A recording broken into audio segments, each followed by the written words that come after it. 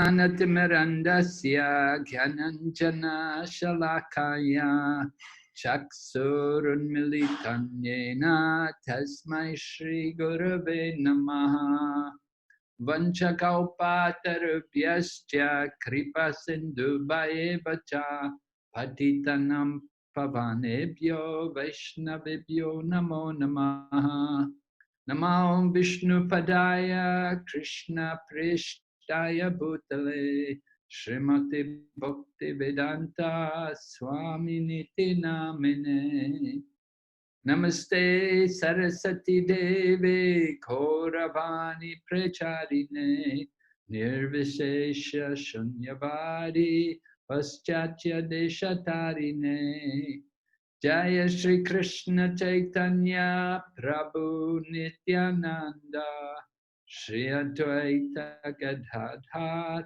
Shri Vasadi Gaur Bhaktavinda Hare Krishna, Krishna Krishna, Hare Hare, Hare Rama, Rama Rama, Hare Hare. So we welcome everyone to our Bhakti Shri Īśopaniṣad class. We've been studying the invocation. I think it will be good. We can recite the invocation together. Has everyone been memorizing it? Maybe Chaga Chaitanya Prabhu would like to lead us in chanting the invocation. We can repeat after you, Prabhu.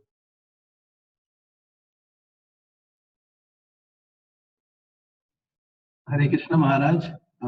Tyaga Chaitanya Prabhu's microphone has some issues, so he couldn't use his microphone. How about you then, Prabhu? Patita Pavan Chaitanya Prabhu, can you lead the chanting of the invocation? And I will try, Maharaj. Thank you. Om Purnam Ada Purnam Idam. Om Purnam Ada Purnam Idam. Purnat Purnam Udachyate. Purnat Purnam Udachyate. Purnasya Purnamadhaya. Purnasya Purnamadhaya. Purnam Eva Vashishyate. Purnam Eva Vashishyate. Thank you very much, Prabhu. Please read the translation. The personality of Godhead is perfect and complete, and because he is completely perfect, all emanations from him, such as this phenomenal world, are perfectly equipped as complete wholes. Whatever is produced of the complete whole is also complete in itself. Because he is the complete whole, even though so many complete units emanate from him, he remains the complete balance. Thank you so much. Thank you, Maharaj. So we learned how the Supreme Lord is Purnam. Purnam, he's complete, or he's perfect and complete. And we also become perfect and complete when we're connected to him. That's the goal, right? To connect to Krishna. So we're going to go on this evening to mantra 1. Let me see. Folio. Mantra 1. Oh, wait, I have to, I always get this wrong. I have to put it through the process.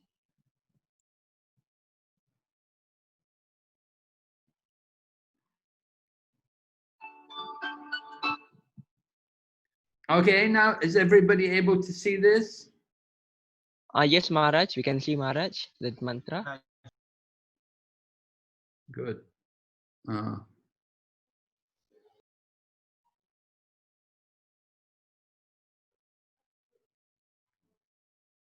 All right, I will chant first. You can repeat after me.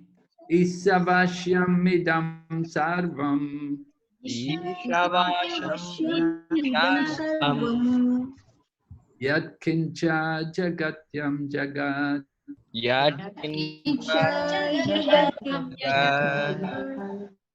Tena tyaktena punchita.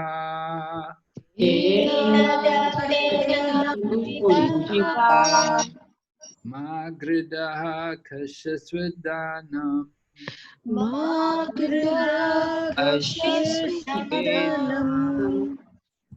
Okay, Malini Shanti Mataji, chant. Vishwasya idam sarvam yatkincha jagyacham jagat tena tyaktena bunjita magrada kasya swetanam. Very good. Someone else like to chant? Jolene, can you chant? Yes, Maharaj. Isavasyam idam sarvam yatkincha jagatyam jagat tena tyaktena bunjita magradaha kasyasvidhanam. Oh, very nice. Thank you so much. Yes. Hare Krishna. Some more men can chant. Rukmini Pati Prabhu, are you here? Yes, Maharaj, I'm here. Please chant for us. Okay. Isavasyam idam sarvam yat kincha jagatyam jagat tena yaktena bhujita magrada kasya swedanam. Narayan Prabhu, chant. Hare Krishna Maharaj. Isavasyam idam sarvam yat kincha jagatyam jagat tena tyaktena bhujita magrudha kasya svidhanam. Okay, very nice. Anybody else like to chant?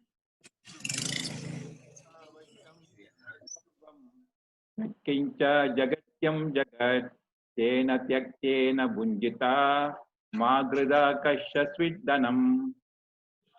Yes. Okay, very good. No problem. This is one of your memorization slokas. The invocation and mantra 1, both very important to be memorized. Sanskrit and English. Okay, so I'll read the word meaning. First word's very important. Isha, by the Lord. Avashyam, controlled. So this first word, Ishavashyam. Ishavashyam means controlled by the Lord. Okay? Idam, this. Sarvam, all. Yat, kincha, whatever. Jagat, Jagatyam, within the universe, Jagat, all that is animate or inanimate. Tena, by him. Chaktena, set apart. Quota. Bunjata, you should accept. Ma, do not. Grida, endeavor to gain. Kasyasvit, of anyone else. Dhanam, the wealth. So, translation. Everything animate or inanimate that is within the universe is controlled and owned by the Lord. One should therefore accept only those things necessary for himself, which are set aside as his quota. One should not accept other things, knowing well to whom they belong. Everyone can repeat after me. Everything animate or inanimate. Everything animate or inanimate that is within the universe. that is within the universe Is controlled and owned by the Lord. is controlled and owned by the Lord. One should therefore accept. One should therefore accept only those things necessary for himself. only those things necessary for himself, which are set aside as his quota. Which are set aside as his quota. One should not accept other things. And And one one should not accept other things, Knowing well to whom they belong. Knowing well to whom they belong. Okay, so you can see the theme here in this text from the translation. The first verse is establishing who is the proprietor. That everything within the universe belongs to who? Belongs to Krishna. Yes, thank you. Yeah. Maybe we were thinking, does it belong to Bill Gates? Does it belong to, different, there's so many rich men around, maybe it belongs to them, this man or that man. No, it all belongs to one Supreme Lord. It's all owned by him. So we're told also that we have a quota. Means we're allowed so much, but we shouldn't take more than what we actually deserve. Because if we do that, we're taking from Krishna. It's his, right? So we'll just go through some of the purport here and see how Prabhupada explains. Vedic knowledge is infallible because it comes down through the perfect disciplic succession of spiritual masters, beginning with the Lord himself. Krishna is the original spiritual master. Since he spoke the first word of Vedic knowledge, the source of this knowledge is transcendental. The words spoken by the Lord are called apurushya. Apurushya. You can see that there's the formation of this word is a and then purushya. Purushaya. Purusha. Purusha means a person. So apurushaya means not a person of the material world, right? It comes from someone who's not actually of this material world. Prabhupada says here, which indicates they're not delivered by any mundane person. The words spoken by the Lord are perfect. All right, so Prabhupada goes on to explain a living being who lives in the mundane world has 4 defects. Do you remember? Who remembers 4 defects? Who can tell me one? forgetful, Commit mistake. Commit mistakes, right. Very good. Do you ever make mistakes? Yeah. Yeah, you do, huh? Right, we all do. Yes. Yeah, we're not apurusha, we're purushas. We're not apurushas. Krishna's up. Okay, we make mistakes. Another one? Imperfect senses, Maharaj. Imperfect senses. Right. Cheating. Cheating or sometimes cheated. We cheat or sometimes we're cheated. And then Illusion. Illusion, yeah. We're often in illusion, right? We're in illusion. No one with these 4 defects or 4 imperfections can deliver perfect knowledge. The Vedas are not produced by such an imperfect creature. Vedic knowledge was originally imparted by the Lord into the heart of Brahma, the first created living being. And Brahma, in his turn, disseminated the knowledge to his sons and disciples who have handed it down through history. Right? Can you tell me one of the sons of Brahma? Who did Brahma give the knowledge to? Narada Muni. Narada Muni, yes. And who did Narada Muni give it to? Who was his disciple? He had many disciples, but one in particular, Vyasadeva. Vyasadeva, right? And Vyasadeva wrote the Vedas. He wrote down all the books, right? The knowledge was eternal, but Vyasadeva put it in, he got it written down with the help of Ganesh. He wanted us to have that knowledge.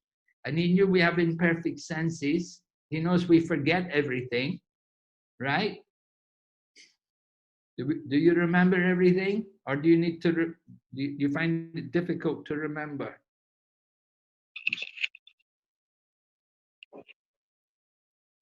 What do you say, Patita Pavan Prabhu? No, Maharaj, I couldn't, I don't have a very good memory. Yeah, most of us Kali Yuga people, we don't have good memories. That's why we have mobile phones and things to remember everything. We can't remember anything. But Krishna can remember everything. To help us in the Kali Yuga, they developed the writing, write everything down. Previously, they didn't write down, they just heard and they remembered. Remember the 3 sources of knowledge we discussed? What were they? Our 3 sources of evidence.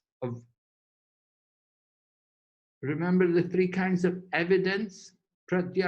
There was something like that. Anumana,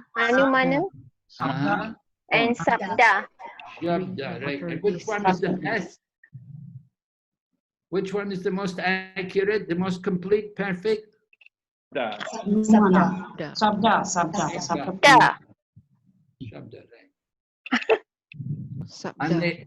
And Prabhupada, in that introductory essay, he also spoke about 2 processes of knowledge, of receiving knowledge. There's 2 processes. Did you go through that essay yet? Have you studied this?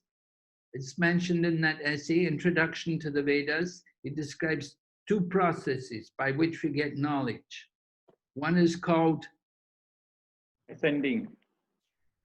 Ascending, okay, and the other is Descending. descending, yeah. Or sometimes Prabhupada says inductive and deductive. Inductive and deductive, or ascending and descending. Now, which process are we following? Are we ascending or descending? Descending. Yeah, it's easier to go down than to go up. It's a lot of hard work to climb up. Much easier, you know, you go on a rope, you go up a rope, it's hard work, but to come down a rope, not so bad, quite quick. And so the knowledge comes down quite easily to get the knowledge when you take the descending process. Okay, we'll go ahead. Prabhupada said, since the Lord is Purnam, Om Purnam. Purnam meaning? What does it mean? Purnam? Complete. Complete, perfect, yes, all perfect. There's no possibility of his being subjected to the laws of material nature, which he controls.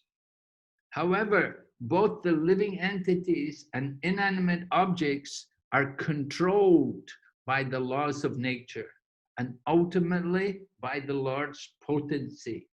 This Īśopaniṣad is a part of the Yajur Veda.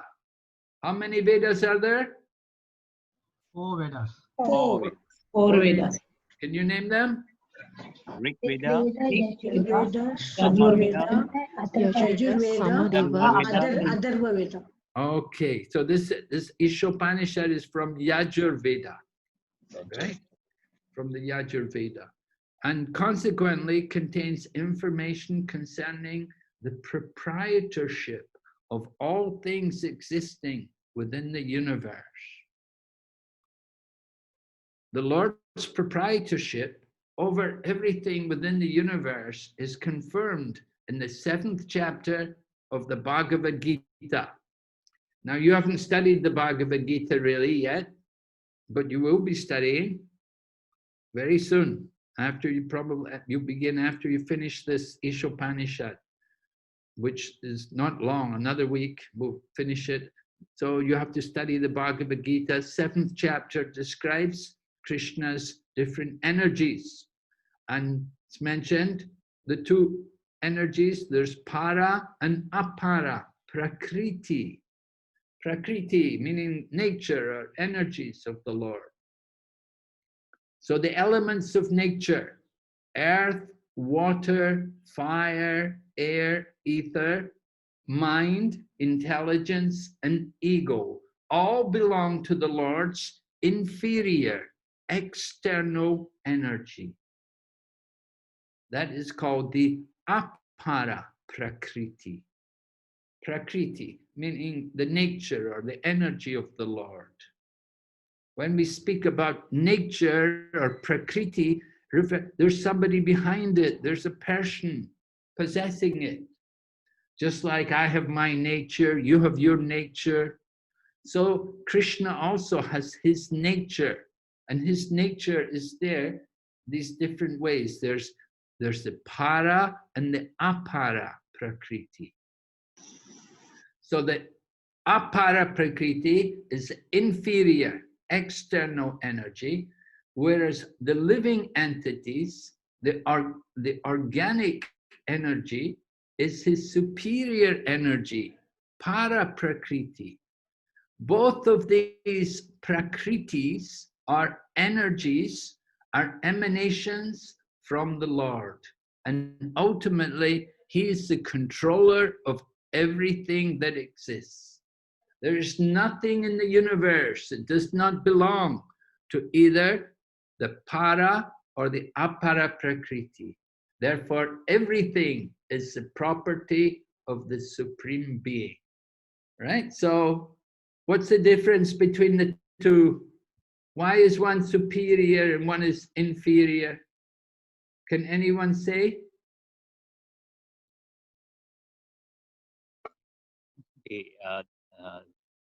The Parasakti is actually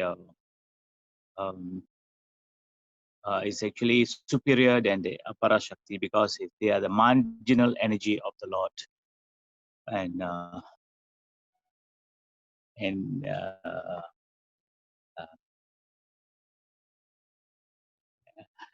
the Aparasakti is actually material, whereas the Parasakti is superior energy, which is spiritual or spiritual. Someone else like to add something to this? Maharaj, apara prakriti is conscious because we all are conscious. Meanwhile, apara prakriti is not conscious. Thank you. Yeah, I think that's the main point we want to understand. That the apara prakriti is talking about dull matter, inert matter, the material energy, water, earth, fire, wood, metal, all of these things, that's the matter, that's the dull matter, does not have any consciousness. But the superior prakriti, the para prakriti, the superior prakriti, that has consciousness. The living entities, all living entities, they're the superior prakriti. Even the plants, the trees, the animals, as well as the people, we're all the para prakriti, we're superior because we have consciousness. That makes the difference between the inferior and the superior prakriti. But we're both prakritis, we're both the energy of the Lord. As Prabhupada says here, emanations from the Lord. I mean, we come from the Lord.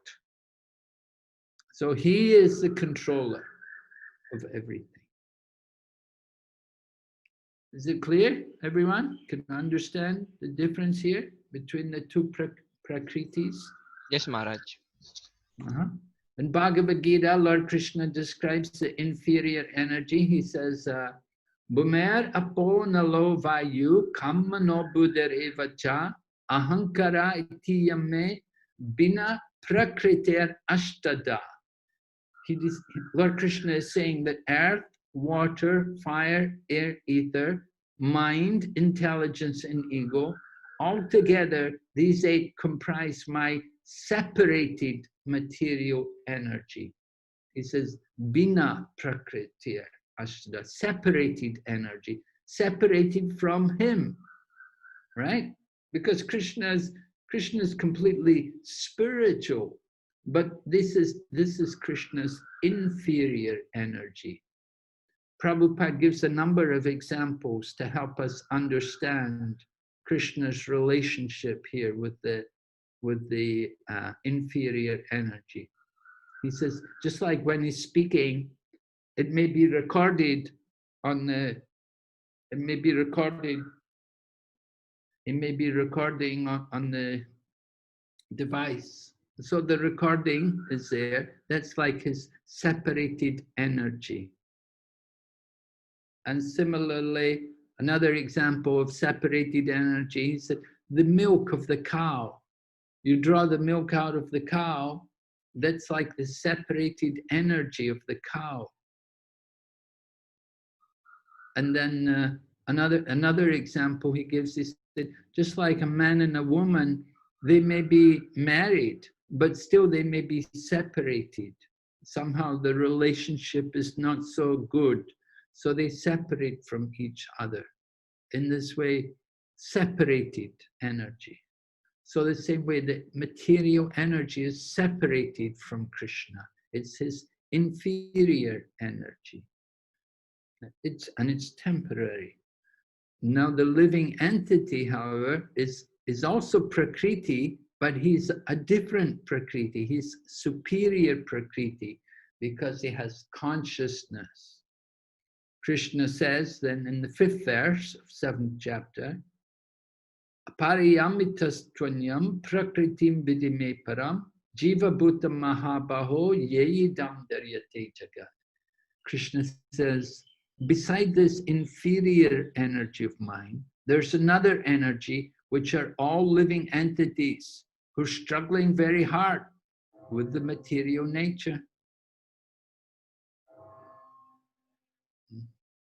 So in this way, 7th chapter describes Krishna's energies there. We'll go ahead. Because the Supreme Being, the absolute personality of Godhead, is the complete person, he has complete and perfect intelligence to adjust everything by means of his different potencies. The Supreme Being is often compared to a fire, and everything organic and inorganic is compared to the heat and light of that fire. Just as fire distributes energy in the form of heat and light, the Lord displays his energy in different ways.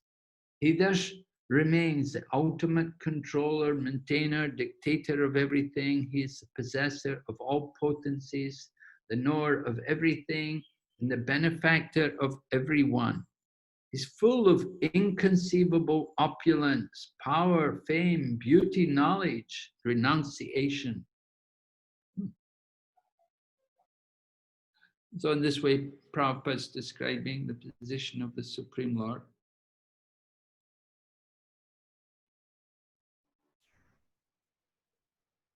Gurudev, Yes?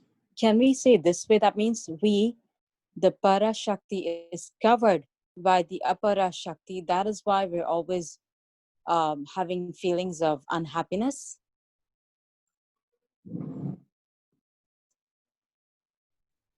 Or no satisfaction because of this? No. No?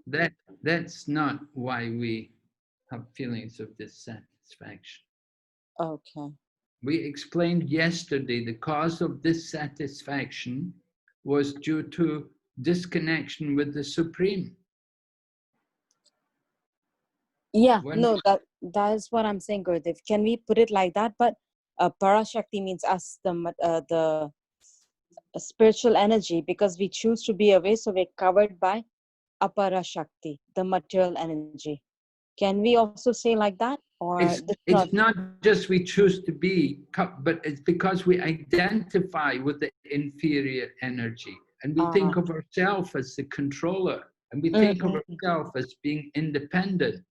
We think the energy belongs to us. We don't think that this energy is the property of the Supreme Lord. We're thinking it's all mine.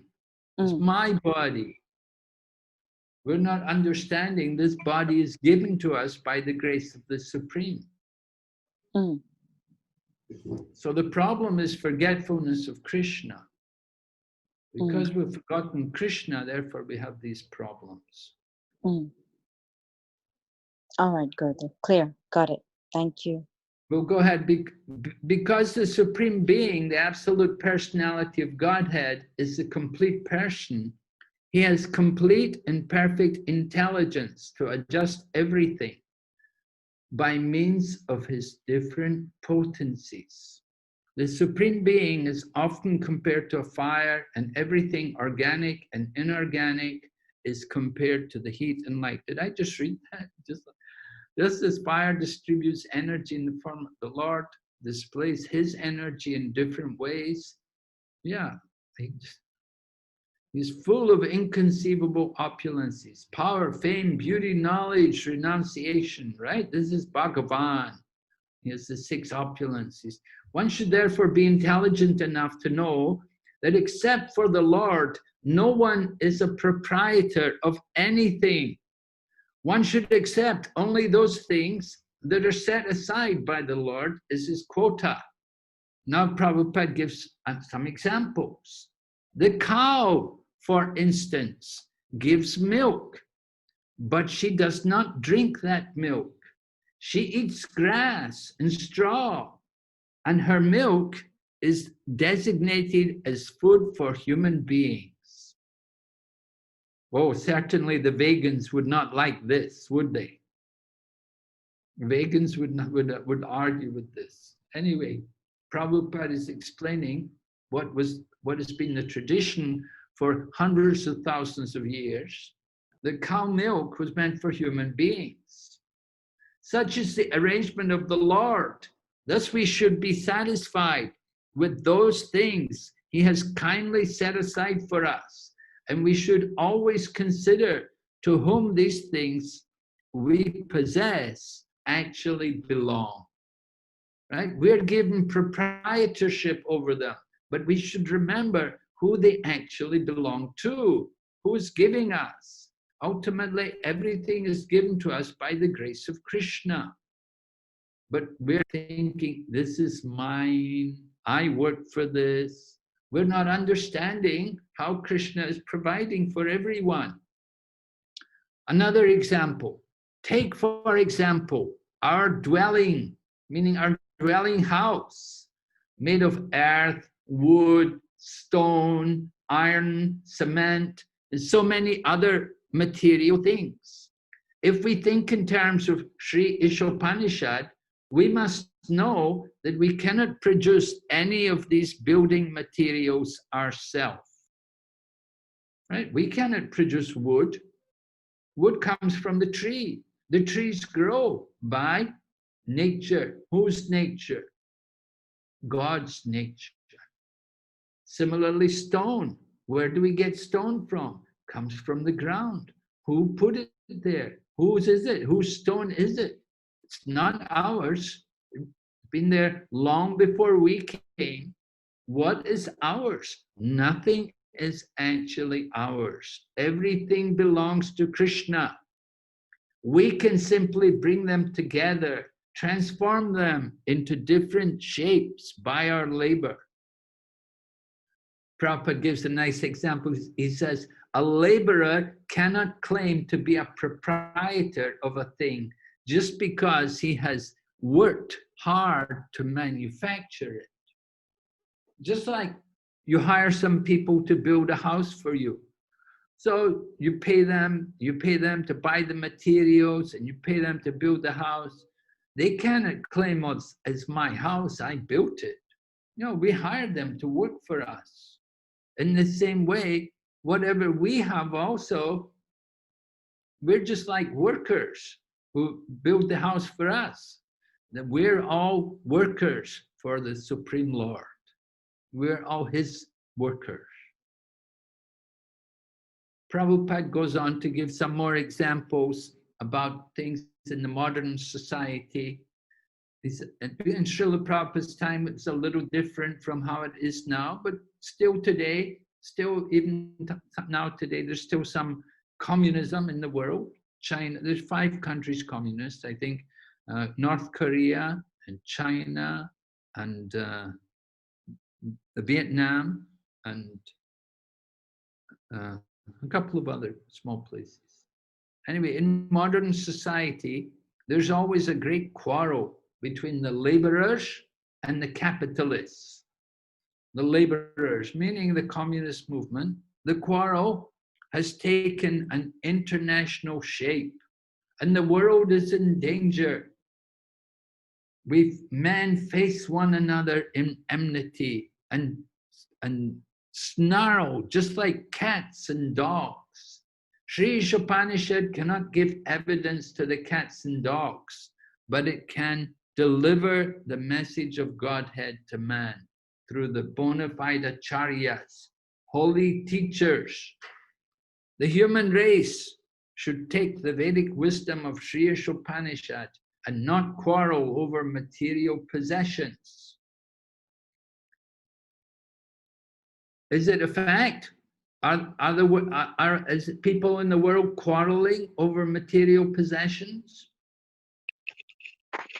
Yes. Yes, Maharaj. Can we give some examples?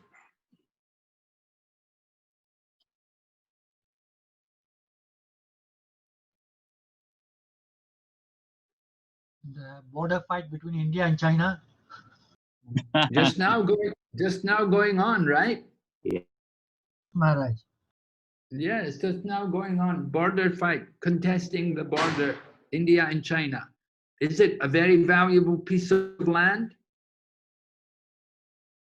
Somewhere in the mountains, in the Himalayas, useless land, nobody there. I know some years ago, number of years ago now, England went to war with Argentina because Argentina had taken possession of some islands which were off the coast of Argentina. They were called the Falklands. The Falkland Islands. There was nothing there. Useless little islands, uninhabited practically. So Argentina took possession of it, and England, under Mrs. Margaret Thatcher, declared war. And there was a big war, and many people died, and a lot of money was spent on bombs and aircrafts and things over a useless little island, which was no value to each other. So this is the situation in the world today. People are in this illusion. They're all claiming this belongs to me. England saying this is our land. And Argentina was saying this is my land. China is saying this is our land. India is saying it's our land. In the Srimad Bhagavatam, there's a section in the Bhagavatam called the Bhumi Gita. Mother Earth is laughing at the kings who are fighting over her land. The kings are fighting wars to get possession of the land, and they end up both dying. The land is still there, but they're all dead. They kill each other and they're fighting. Srila Prabhupada saw himself when he was a young man. He saw at the time of the partition of India and Pakistan, how people fought with each other, Hindu and Muslim. They fought with each other, killing each other. They were saying, this is my land. The land has always been here, but we're claiming belongs to me. So this is ignorance. I'd like to invite someone to read. Maybe Ram Gopinath Prabhu, could you read for me? We're on this section. One must be satisfied. One must be satisfied with whatever privileges are given to him by the mercy of the Lord. There can be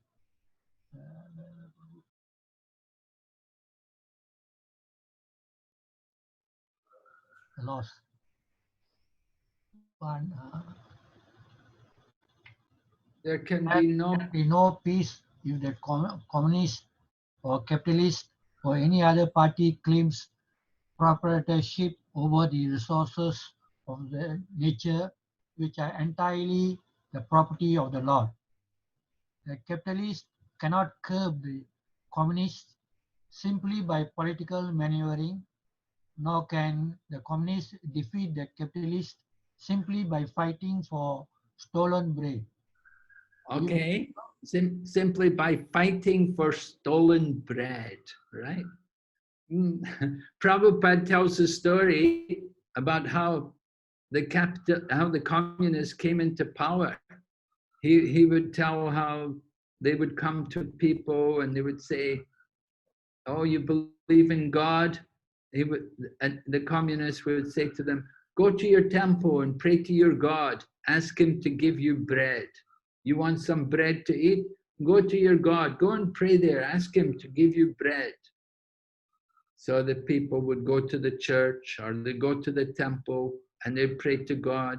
"Oh, give us bread, please, give us our bread."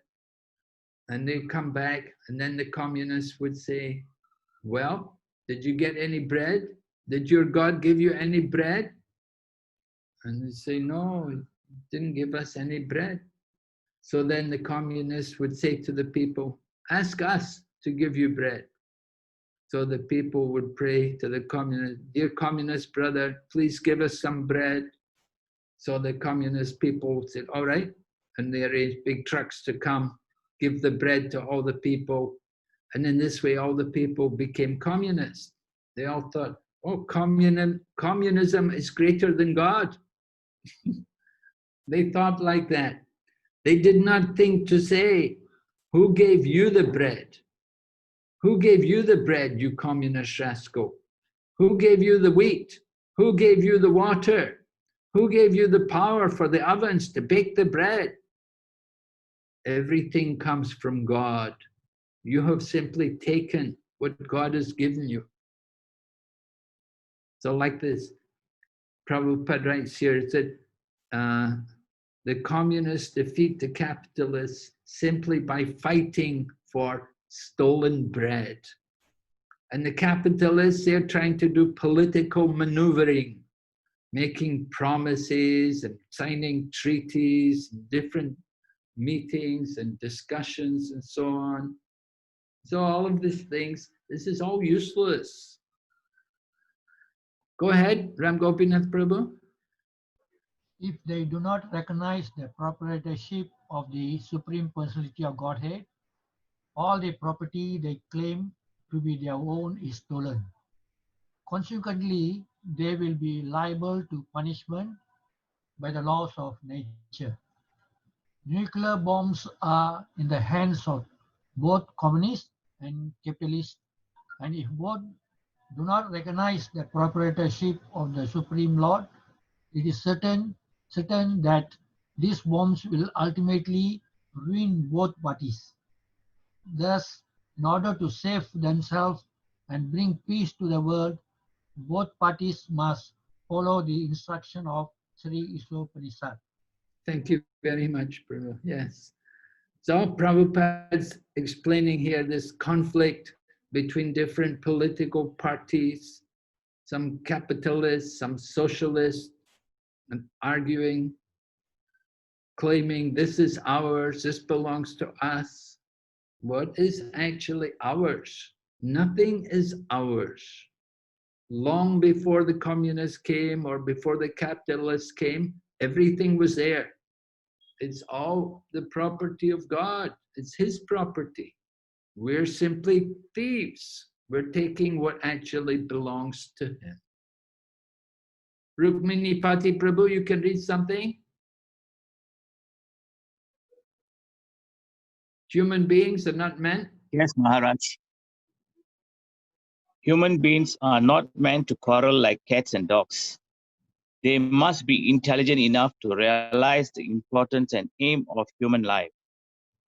The Vedic literatures are compiled for humanity and not for cats and dogs.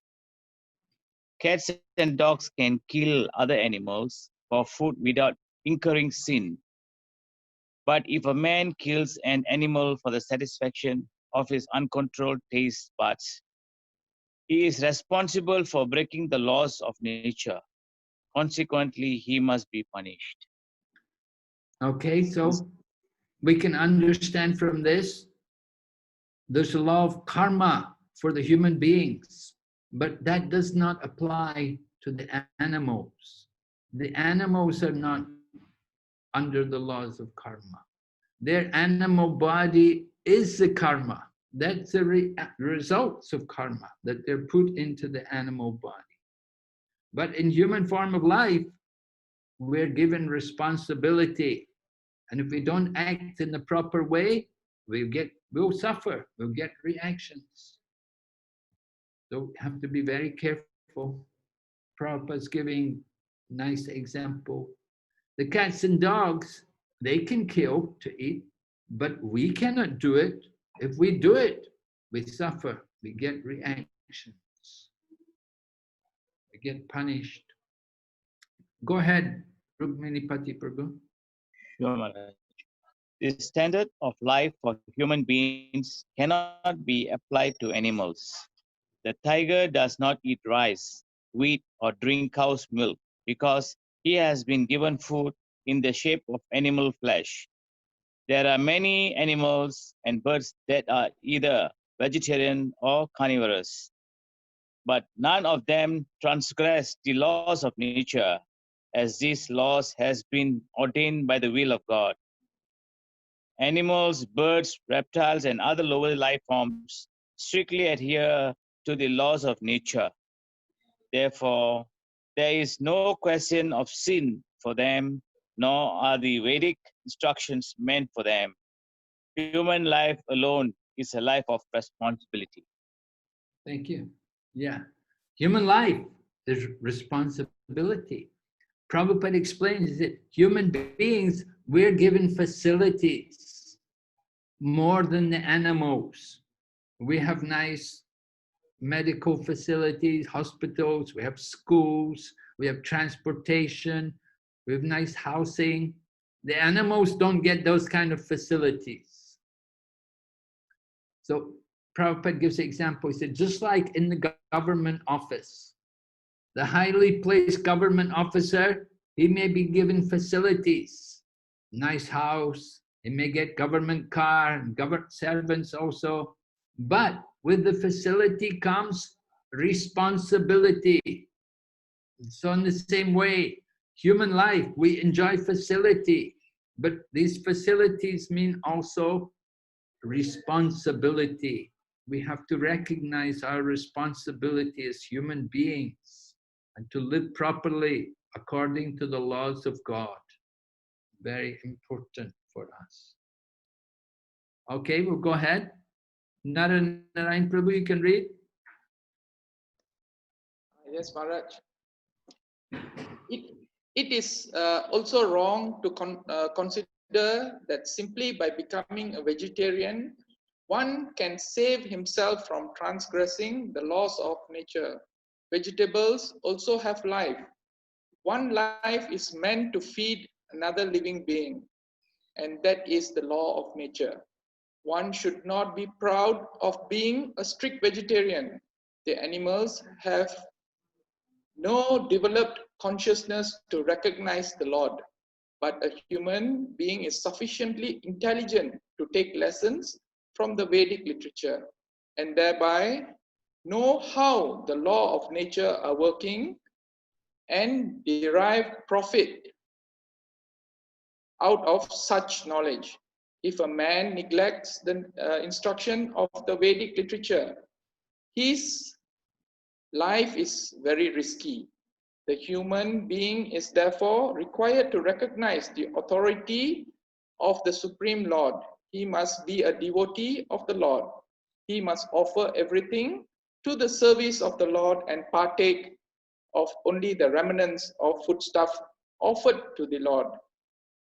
That will make him able to discharge his duty properly.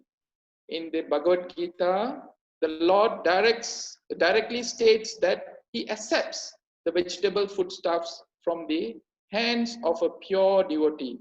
Therefore, a human being should not only become a strict vegetarian, but he should also be a devotee of the Lord and offer the Lord all his food, and only then partake of the prasadam, the all mercy of God.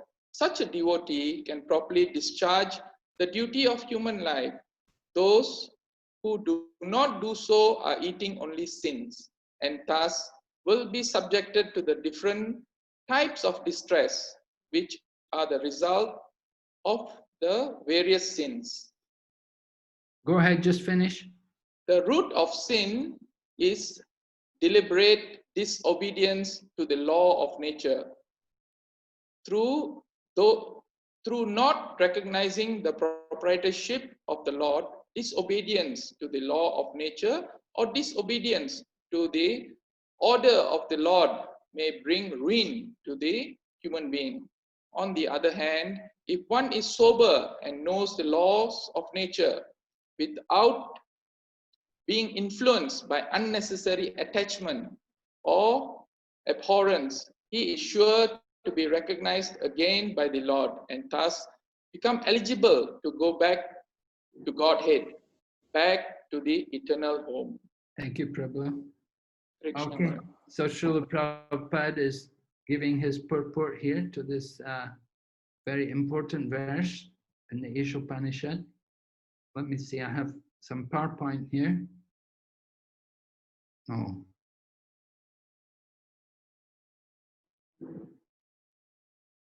We'll just go through this quickly here.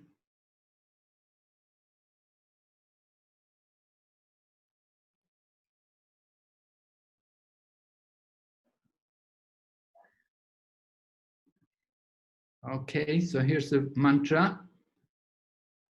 Everyone chant it again, together. Īśopaniṣad sarvam.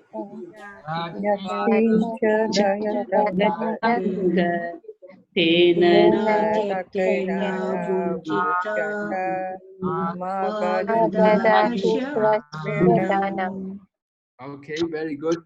Yeah. Okay, so we were discussing everything animate and inanimate. That's the translation. It's the property of the Lord. Isha, the Lord. Avashyam, owned and controlled. It's all his. He's the proprietor. We explained about the two energies, para prakriti and apara prakriti. What's the difference? Superior, one is inferior. Why is it superior? And the other one has got no consciousness. Right, yeah. One is animate, meaning conscious, the other is inanimate, no consciousness. There's nothing in the universe, does not belong to either the para or the apara. Therefore, everything is the property of the Lord. Prabhupada said, we read in the purport. We spoke about this Bhagavat communism. Now we want to understand what is Prabhupada speaks about this Bhagavata communism. Can you understand what the meaning is? What does the communist people say? Who does everything belong to? In a communist society, everything To the belongs. government. Yes, everything belongs to the government or to the state. So Prabhupada said we're speaking about Bhagavata communism. So who does everything belong to? Krishna. Yes. Krishna. Everything is Krishna's, right? Someone can read this? Read for me this slide. As the communists, Mataji.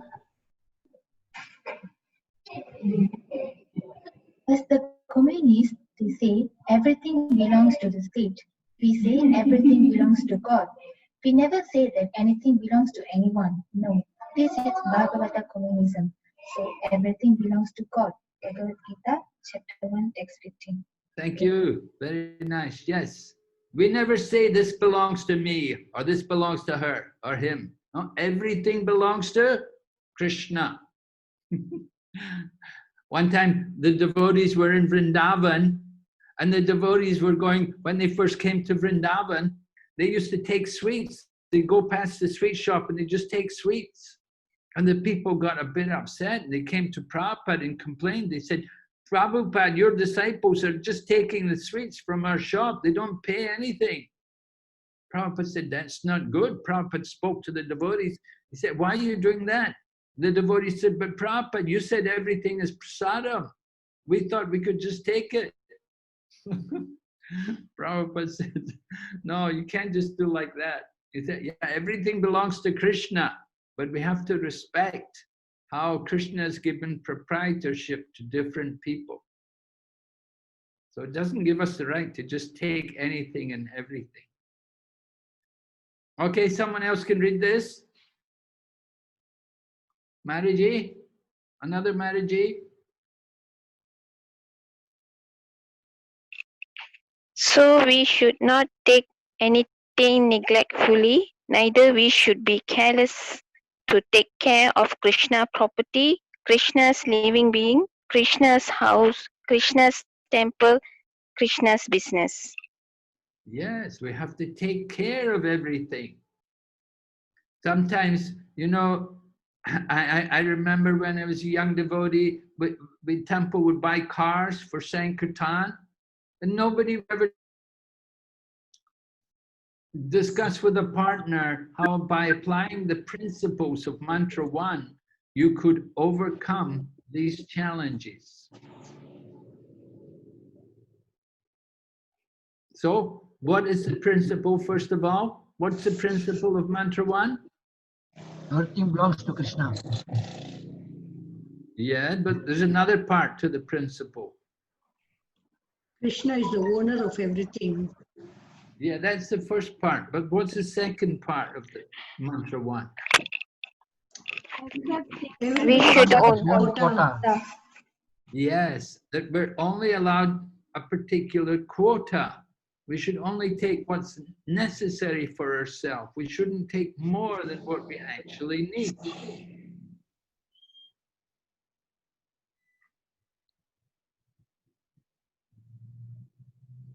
Is everyone there?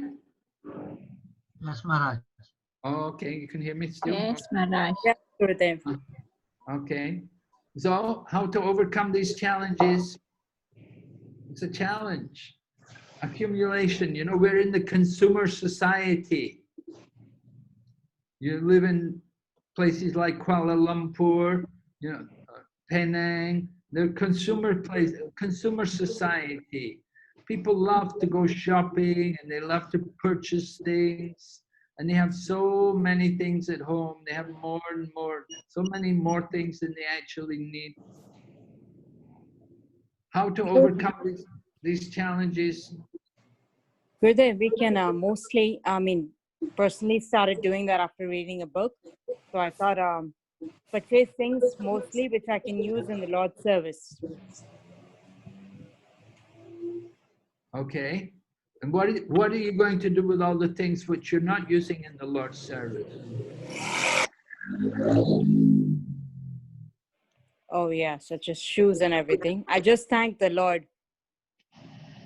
for having such things. You I thank can't offer. Yes. Yogita thanks Krishna for giving her so many shoes. No, Gurudev, fortunately I don't exceed what I need. If I need only one pair, then I get only one pair, no more. No excess. Give away the excess. Okay, so definitely there's a need for us to be conscious, try to keep ourselves simple living, high thinking, minimize the demands of the body. And this way we're able to cultivate more the mode of goodness, right? Don't accumulate more unnecessary. This you can discuss more when we read from the Upadeshamrita. You read about atyahara, over-collecting, overeating, these kind of problems. Okay, another question. How could our society be improved through application of the Īśopaniṣad or Bhagavata communism principle? How could our society,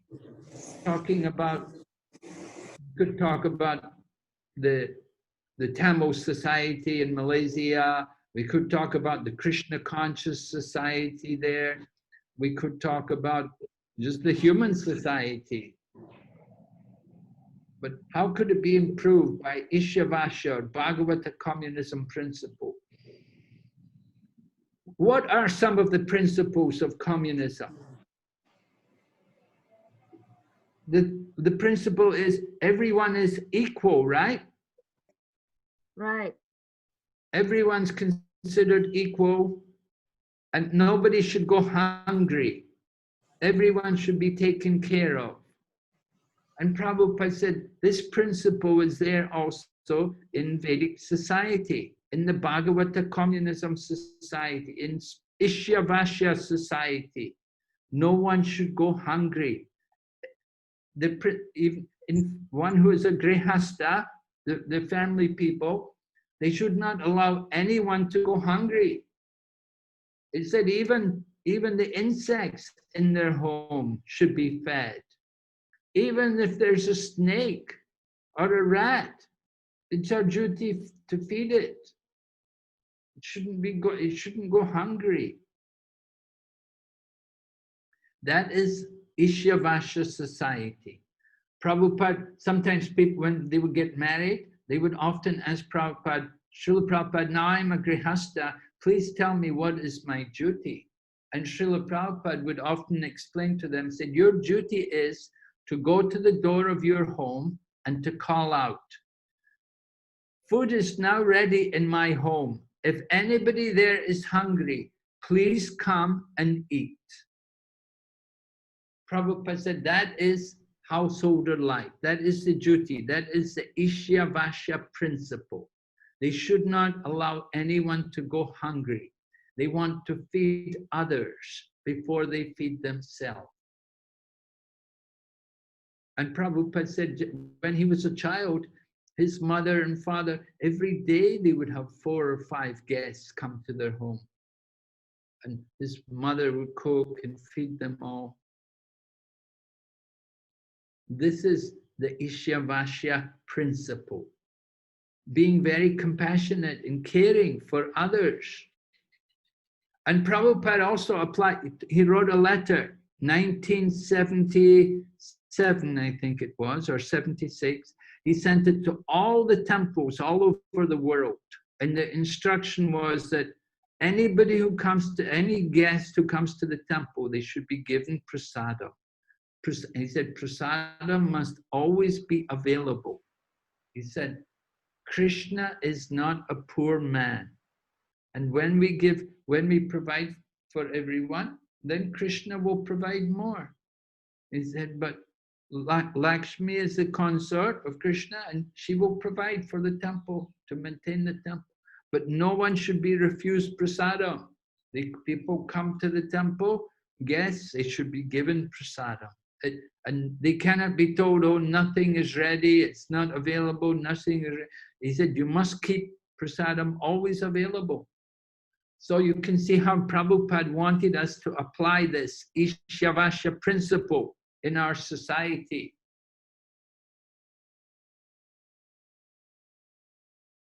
Just think how the world could be improved if we were more God conscious, if we had this more, if we all had this principle of understanding that everything belongs to God. But what do? We think this is mine. We build a big fence or a big wall, and then we put a sign up, beware of the dog. Don't come to my house, I've got a big dog here. My dog will get you. That's what happens, right? Isn't it true? I know in Malaysia, if I go for Sankirtan in Malaysia, it's a bit like that. You go to houses, you know, big sign up, beware of the dog, a big wall and everything. Of course, there's so many thieves, so many rascals also. People have to protect themselves. So, Prabhupada, well, this sloka from this mantra, we're learning how common it is for people to take what is not actually theirs. What is that called in common language? You take something which is not yours? How would we call that? Thief. A thief. Yeah, a thief. Right. Thieving. Prabhupada tells a story about Alexander the Great. And one man was arrested for stealing some things in the marketplace, and he was taken to Alexander the Great for punishment. But this man who was a thief in the market, he said to Alexander the Great, he said, I'm just a little thief. He said, you're a big thief. You went everywhere, you plundered everywhere. You plundered so many countries. He said, I'm only a little thief. You're a big thief. Alexander the Great was impressed. He thought, this man is right. He told him, you get out of here, go. He didn't punish him. So people today, the modern society is like that. Prabhupada said, only two people, the cheaters and the cheated. We get cheated, we get, people steal, they take everything. We're actually stealing from God, stealing from Krishna. We're thinking, this is mine, belongs to me. Prabhupada tells another story about the thieves, the gang of thieves. They came to the man's home and they robbed the man's home. They took a lot of treasure and they ran off into the forest. There's a big gang of thieves. And when they sat down, then this one man said to all the thieves, he said, let's divide the treasure honestly. They'd already stolen everything, but he's talking about being honest and divide everything fairly, morally, be moral, give everybody their fair share. It was all stolen. So this is what's going on in the world today. People are all simply stealing. We're taking everything from the Lord. We're not recognizing who is actually the proprietor. So in this way, we cannot be peaceful. We cannot get happiness. Oh.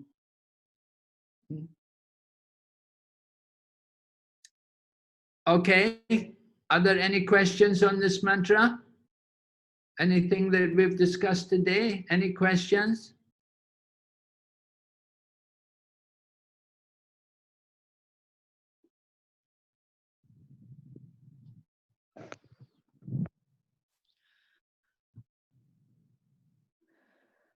Hare Krishna Maharaj. Hare Krishna. For those people who keeps a dog at their home and they feed their dogs with meat, does the dog owner get the sin of feeding meat to the dogs? Yes, actually he does. Oh. Because he's not just feeding the meat to the dog, he's purchasing the meat. Right? He's purchasing the meat. And by purchasing the meat, then you're encouraging people to kill animals, which they do to process the meat. And you come along and you purchase the meat and then you feed it to your dog. So yeah, you get some karma for this, purchasing meat in the marketplace. Now the dog can eat, but the dog is expected to get the meat himself. It's not your job to kill the animal or to purchase the meat and feed to him. We see here in Mayapur, there's a number of dogs. They don't eat meat. What do they eat? they get prasadam. Different people will give them prasadam. There's no meat eaters here, but there are dogs here, and they're all eating. They're getting food. That's why they're here. They're not getting any meat. If they want meat, they have to hunt it themselves. They have to get the animal themselves and eat it. Okay. It's not our duty to feed them meat. That's the point. Yes, it's a good question. Because these are some of the problems which come when we keep an animal, when you keep a dog, then people feel you start feeding it meat. Actually, you don't need to feed them meat. They can manage without meat, but they get the habit. You give them meat, they want meat. They want to eat more and more meat. They don't want to stop meat. But if you give them vegetables and grains and bread and things, they'll eat it. They can live on it quite happily.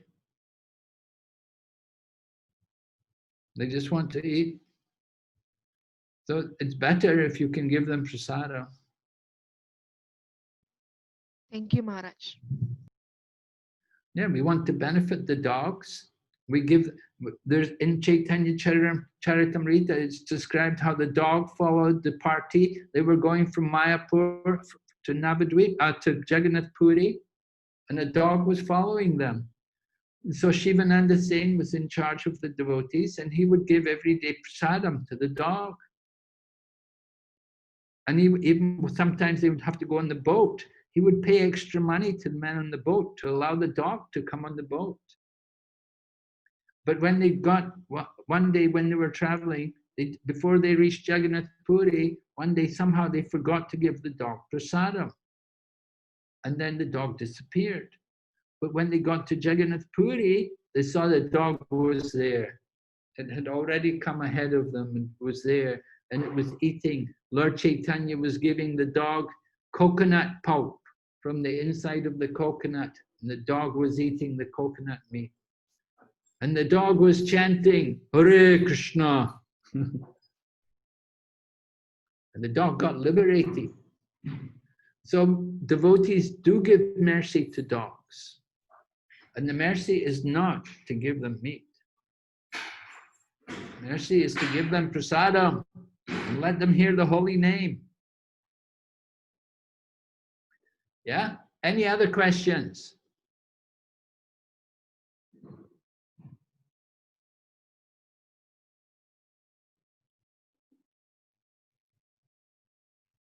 Everybody knows what your quota is?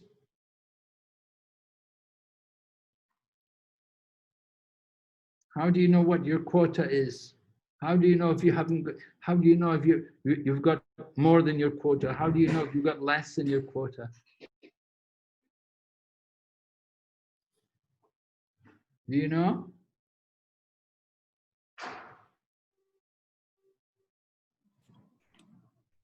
No, Gurudev. In fact, sometimes I get confused. Well, Prabhupada's explaining here, not more than what we require. What do you require? We have to understand what our basic needs are. And don't be demanding that I need more, I need more. You just try to control your mind and senses and be satisfied with what is easily achieved without extra endeavor. Now, if you have to be very dishonest to make money, that is not good. If you have to lie and cheat people, it's not good. It's not very good for a devotee like that. So we should be able to live by honest means. Don't take more than we actually need. This is the principle. Recognizing our actual needs and demands.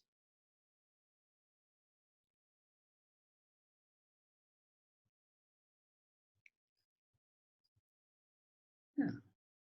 in the beginning, it's a little tricky for us because we've never thought like that. You know, everybody's thinking more, get more, have a bigger place, have more money, have more. We want to expand, but Krishna consciousness, we're thinking, keep it simple, keep it basic. Don't get carried away. So it's controlling the mind and the senses. The attitude is very important, to have the right attitude, practicing Krishna consciousness.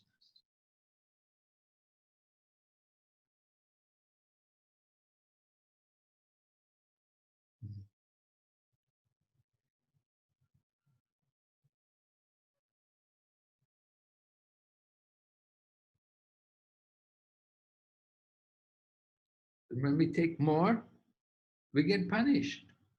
That's the problem. We have to be very careful. Nobody likes to be punished. So spiritual communism,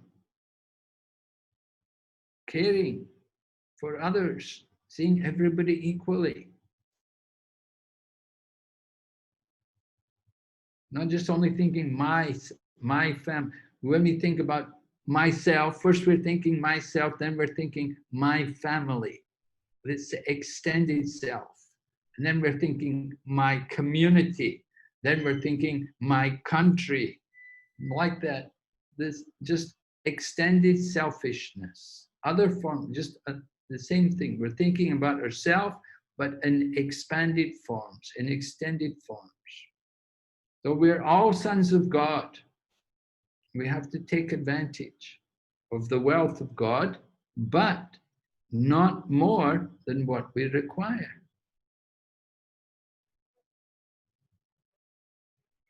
So the very powerful verse, very important verse, we have to commit it to memory. And particularly you want to remember this meaning of this word, Isavashya. Isha, this Īśopaniṣad. Isha meaning Ishvara, or the Supreme Lord. And Avashya, Isavashya, the Lord in the center of the society. Everything, the society in which everything belongs to God. So when we apply this principle, then all the problems of the world will be solved.